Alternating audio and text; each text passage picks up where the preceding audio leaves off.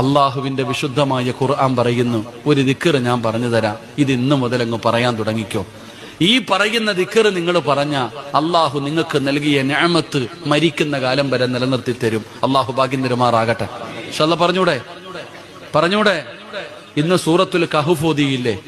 ആ സൂറത്തുൽ കഹ്ഫിനകത്ത് അള്ളാഹു 2 ചെറുപ്പക്കാരുടെ ചരിത്രം പറയുന്നുണ്ട്. അതിനകത്ത് ഒരു ചെറുപ്പക്കാരൻ തന്റെ കൃഷിയിടം മുഴുവനും തന്റെ വിളവുകളൊക്കെ നഷ്ടപ്പെട്ടു പോയപ്പോ ഒരാളോട് പറയുന്നുണ്ട്, ഒറ്റ ദിക്ർ പറഞ്ഞിരുന്നെങ്കിൽ നിനക്കിത് നഷ്ടപ്പെടില്ലായിരുന്നു.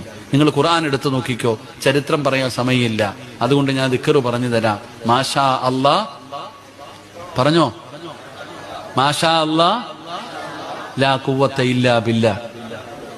ഒന്ന് പറഞ്ഞേ. അത് ഓട്ടോയുടെ പുറകിൽ എഴുതി വെക്കാനുള്ളതല്ല, വണ്ടിയുടെ പുറകിൽ എഴുതി വെക്കാനുള്ളതല്ല.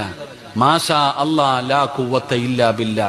വീട്ടിൽ കയറുമ്പോ പറയുന്നുണ്ടോ വീട് നിലനിൽക്കും, കാറിൽ കയറുമ്പോ പറയുന്നുണ്ടോ കാറ് നിലനിൽക്കും, കടയിൽ കയറുമ്പോ പറയുന്നുണ്ടോ കട നിലനിൽക്കും, ജോലിക്ക് പോകുമ്പോ പറയുന്നുണ്ടോ ജോലി നിലനിൽക്കും.